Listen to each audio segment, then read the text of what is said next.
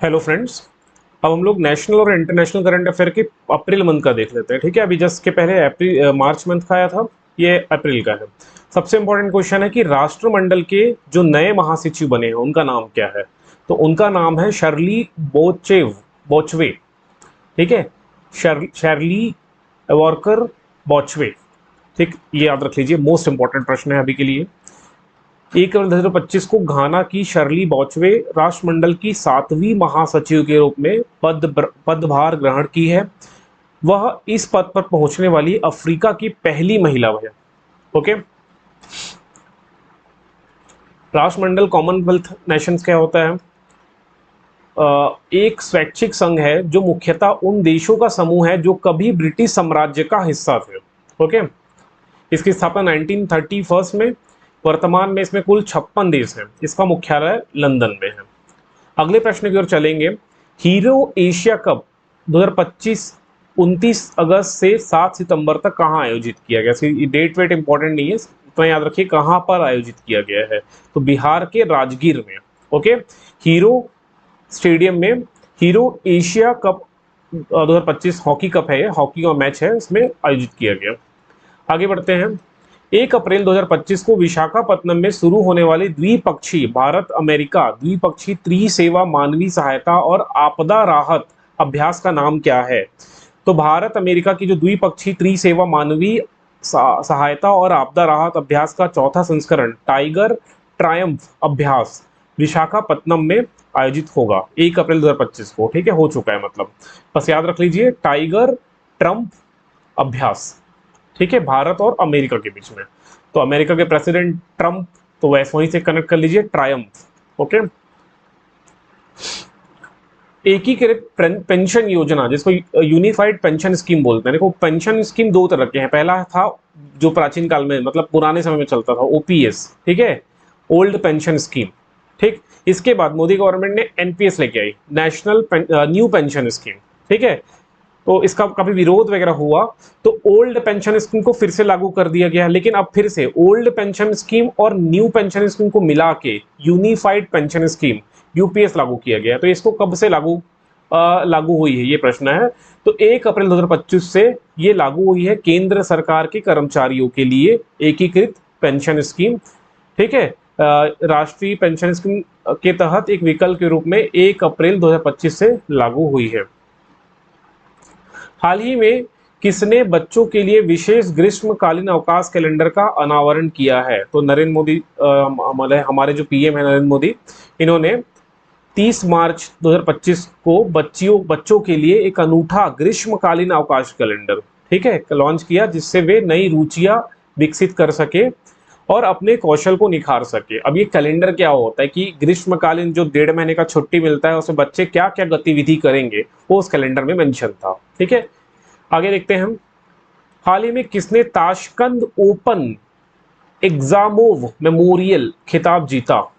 तो भारत के निहाल सरीन ने उज्बेकिस्तान के ताशकंद में 2025 ताशकंद ओपन एग्जामोव मेमोरियल खिताब जीता है। ठीक है, निहाल सरीन याद रख लेना। ठीक है, ये हो गए निहाल सरीन, और एक चेस टूर्नामेंट है ये। ठीक, हाल ही में किसे प्रधानमंत्री नरेंद्र मोदी का निजी सचिव नियुक्त किया गया है? तो केंद्र सरकार ने आधिकारिक रूप से भारतीय विदेश सेवा आईएफएस के अधिकारी निधि तिवारी को प्रधानमंत्री की निजी निजी सचिव, ठीक है, पर्सनल सेक्रेटरी नियुक्त किया है। ये का नाम याद रख लेना, निधि तिवारी। हाल ही में राष्ट्रपति द्रौपदी मुर्मू ने पर्यावरण 2025 पर राष्ट्रीय सम्मेलन का उद्घाटन कहाँ किया? तो न्यू दिल्ली में। ठीक, आगे बढ़े।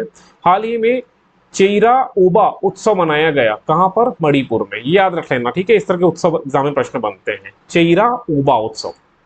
ठीक, आगे बढ़ते हैं। 10 अप्रैल 2025 को भारत का दौरा करने वाली चिली के राष्ट्रपति कौन है? ठीक, तो चिली के राष्ट्रपति इसके पहले वाले में पर पढ़े हैं, राष्ट्रपति गैब्रियल बोरिक फॉन्ट। ठीक, 4 अप्रैल 2025 को 6वां बिम्स्टेक शिखर सम्मेलन कहां आयोजित किया जा रहा है? तो बैंकॉक में। ठीक है, देखें अभी इसको ऑलरेडी 2 मई 2025 को प्रधानमंत्री नरेंद्र मोदी ने आदि शंकराचार्य की जयंती के शुभ अवसर पर कहां पर विंझिम अंतर्राष्ट्रीय डीप वाटर बहुउद्देशीय बंदरगाह को राष्ट्र को समर्पित किया है, तो केरल में।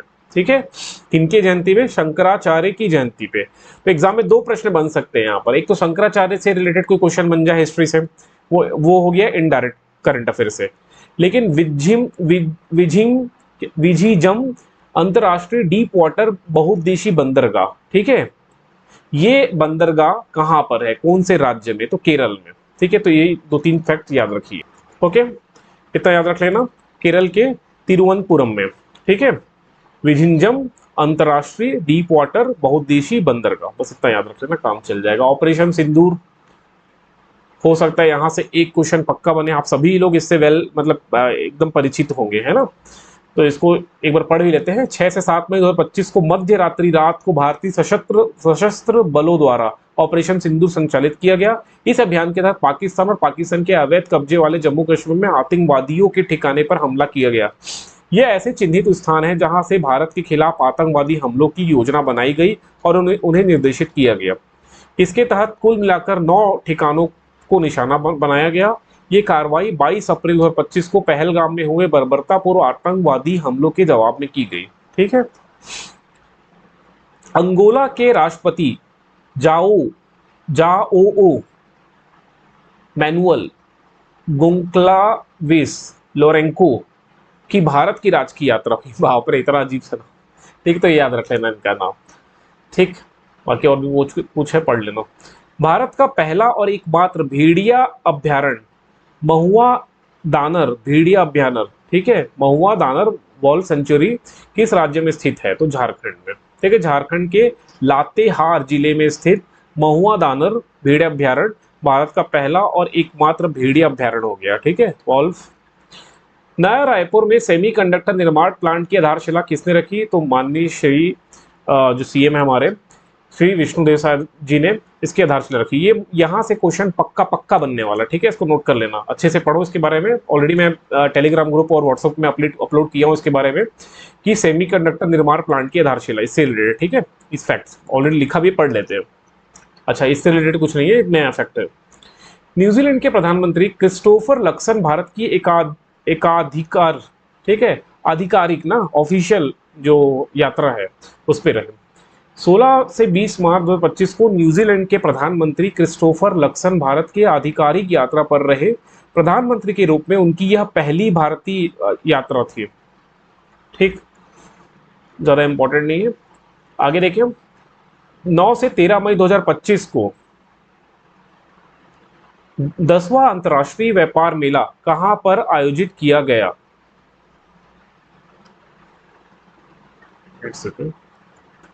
इतना रखिए, 10वां अंतर्राष्ट्रीय व्यापार मेला कहां पर आयोजित किया गया? तो नेपाल में। 9 से 13 मई 2025 को 10 नंबर को जो इंटरनेशनल ट्रेड फेयर होता है 2025 के भ्रिकु टी मंडप नेपाल में आयोजित किया गया। ठीक, बाकी कुछ खास नहीं है। मानव विकास रिपोर्ट 2025 क्वेश्चन बनने की एकदम चांस है यहाँ से। ठीक है, तो मानव विकास report HDR human development report 193 देशों और क्षेत्रों में से भारत का जो रैंक है वो 130वें नंबर का है ना, एक बार देख लेते हैं। ठीक है, भारत का जो रैंक है वो 130, ठीक है, और HDI जो इंडेक्स है, जो नंबर है वो 0.68 है। ठीक है, ये बस याद रख लेना। पहले नंबर पे आइसलैंड, दूसरे नंबर पे नॉर्वे, तीसरे नंबर पे स्विट्जरलैंड।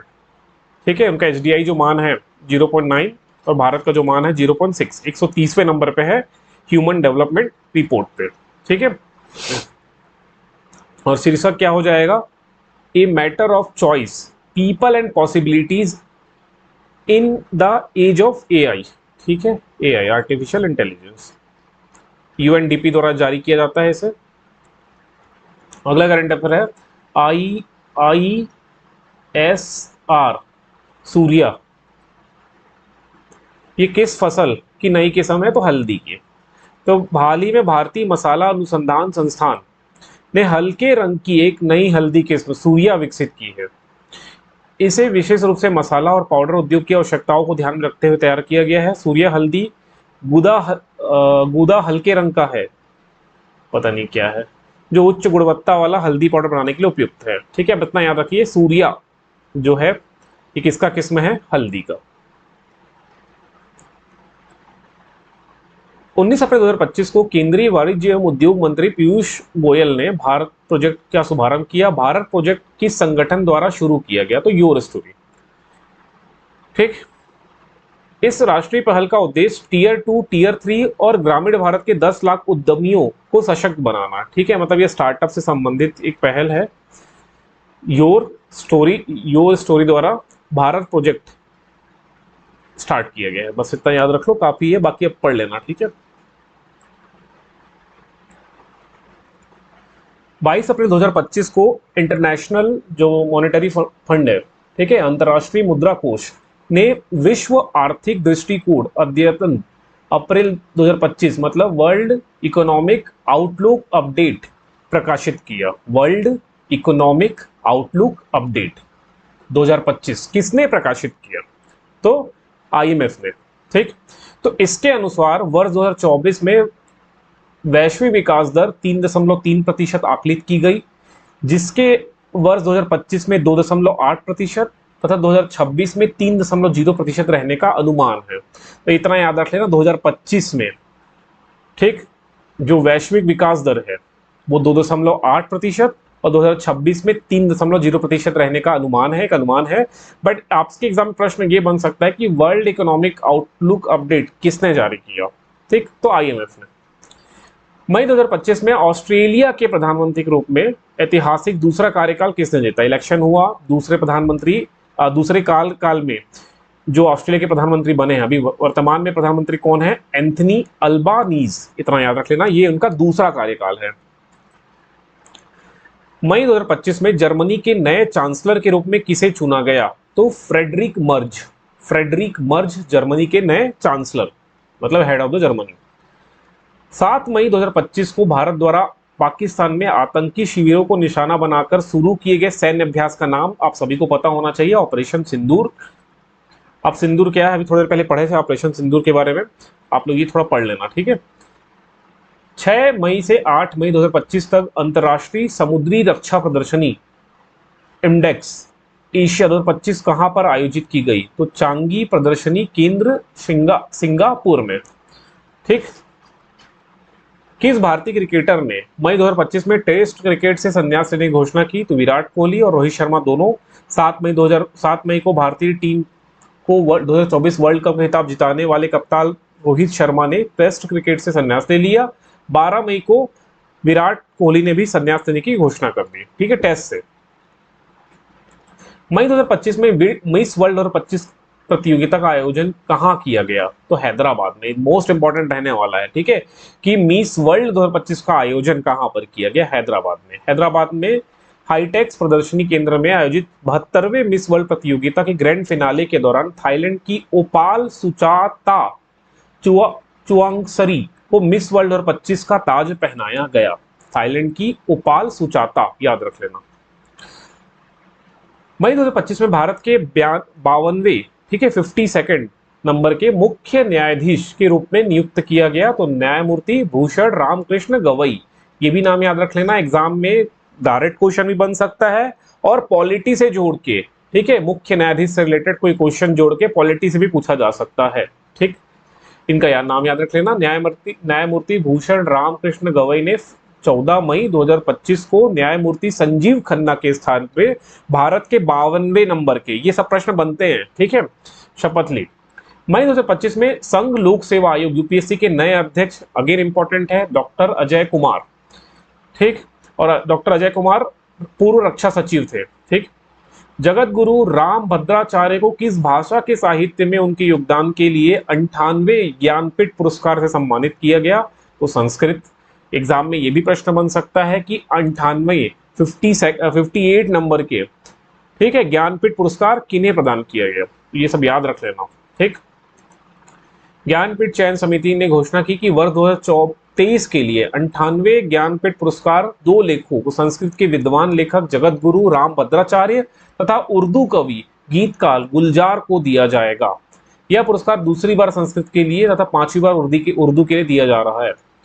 मई 2025 में रोमानिया के बुखारेस्ट में आयोजित सुपर बेट शतरंज क्लासिक 2025 किसने जीती? तो आर प्रज्ञानंद। नाम याद रख लेना, काम चल जाएगा। कनेक्ट करिए। मई 2025 में खेलो इंडिया बीच गेम्स, ठीक है, बीच मतलब समुद्री बीच होता है ना, बीच गेम का पहला संस्करण कहां पर आयोजित किया गया? तो घोघला बीच दीव में, ठीक है, दमन दीव जो यूनियन टेरिटरी है उसके बीच घोघला में। मई 2025 में पूर्ण कार्यात्मक साक्षरता हासिल करने वाला भारत का पहला राज्य कौन बन गया? मिजोरम। पूर्ण कार्यात्मक, ठीक है, अक्षर साक्षरता, लिटरेसी रेट ना, लिटरेसी वाली। तो 20 मई 2025 को आइजोल में मुख्यमंत्री लाल दुहोमा द्वारा घोषित मिजोरम आधिकारिक तौर पर पूर्ण कार्यात्मक साक्षरता हासिल करने वाला भारत का पहला राज्य बना है मिजोरम, याद रख लेना। नीति आयोग में वर्तमान सीईओ कौन है? तो BVR सुब्रमण्यम। ये मई 2025 तक का डेटा के अनुसार है, हो सकता है अभी चेंज हो गया हो, ठीक है, मैं चेक कर लेता हूं, ठीक है। तो इसका राइट आंसर अभी भी यही है, BVR सुब्रमण्यम। ये आज भी नीति आयोग के क्या है? सीईओ है। अब मुझे आप कमेंट करके बताइएगा नीति आयोग के अध्यक्ष कौन है, ठीक है, वर्तमान अध्यक्ष। भारत किस देश को पछाड़कर दुनिया की चौथी सबसे बड़ी अर्थव्यवस्था बन गया? तो जापान। तो भारत दुनिया का, ये बहुत न्यूज में रहा है ना कि भारत दुनिया जापान को पछाड़कर पूरे दुनिया का चौथी सबसे बड़ी अर्थव्यवस्था बना है। तो ये एग्जाम में यहाँ से प्रश्न बन सकता है, ठीक है, याद रखिए। दुनिया की top economy America 30.51, China 19.23, Germany 4.74 और भारत 4.187, ठीक है। जीडीपी है ट्रिलियन डॉलर में है, ठीक है, ये सब ट्रिलियन डॉलर में है, 30.51 ट्रिलियन डॉलर। तो भारत, अमेरिका की जीडीपी और भारत की जीडीपी में एक तो अंतर आपको बहुत बड़ा दिखाई देगा, ठीक है। और पर कैपिटा इनकम में अगर देखोगे, पर कैपिटा इनकम पीसीआई में, तो भारत की रैंकिंग काफी नीचे दिखाई देगी, ठीक है, इसको छोड़ देते हैं अभी। प्रधानमंत्री नरेंद्र मोदी ने मई 2025 में नए लोकोमोटिव विनिर्माण संयंत्र का उद्घाटन कहां पर किया? तो दाहोद, गुजरात, ठीक है, लोकोमोटिव विनिर्माण संयंत्र, ठीक है। कनेक्टिविटी बढ़ाने और विश्व स्तरीय यात्रा अवसंरचना के निर्माण में अपनी प्रतिबद्धता के रूप में प्रधानमंत्री ने दाहोद में भारतीय रेलवे के लोकोमोटिव विनिर्माण संयंत्र का उद्घाटन किया। इंपॉर्टेंट है भाई, याद रख लेना, ज्योग्राफी से भी कनेक्ट हो गई, प्रश्न बन सकता है। 26 मई 2025 को रोमानिया के राष्ट्रपति कौन बने? तो निकू सोरडैन। एशियाई एथलेटिक्स चैंपियनशिप 2025 में पुरुषों की 10,000 मीटर दौड़ में स्वर्ण पदक किसने जीता? तो गुलवीर सिंह। मई 2025 में सुप्रीम कोर्ट में पदोन्नति से पहले न्यायमूर्ति विजय बिश्नोई किस उच्च न्यायालय के मुख्य न्यायाधीश थे? तो ये न्यायमूर्ति विजय बिश्नोई, ठीक है, मतलब इनका प्रमोशन होके ये सुप्रीम कोर्ट में न्यायाधीश बने। तो उसके पहले ये किस हाई कोर्ट में मुख्य न्यायाधीश थे? तो ये गुवाहाटी के उच्च न्यायालय में क्या थे? मुख्य न्यायाधीश थे, चीफ जस्टिस थे। सुप्रीम कोर्ट के विस्तार भवन समारोह में मुख्य न्यायाधीश को शपथ दिलाएगी। वरिष्ठता के आधार पर न्यायाधीशों को पीठों में शामिल किया गया, ठीक है। और भारत के सर्वोच्च न्यायालय ने शुक्रवार को न्यायमूर्ति NV अंजारिया, न्यायमूर्ति विजय बिश्नोई, न्यायमूर्ति अतुल S चंदूरकर के शपथ ग्रहण के साथ अब 34 न्यायाधीशों की अपनी पूर्ण स्वीकृत शक्ति पुनः प्राप्त कर ली है। तो वर्तमान समय में भारत के सुप्रीम कोर्ट में कितने न्यायाधीश की संख्या है? 34, इसको याद रख लेना बस। भारत और मंगोलिया के बीच संयुक्त सैन्य अभ्यास का नाम क्या है? नोमाडिक एलिफेंट, ठीक है, ये सब आते हैं संयुक्त सैन्य अभ्यास वगैरह वगैरह, ठीक है। चलिए नेक्स्ट वीडियो में आगे अपन करते हैं।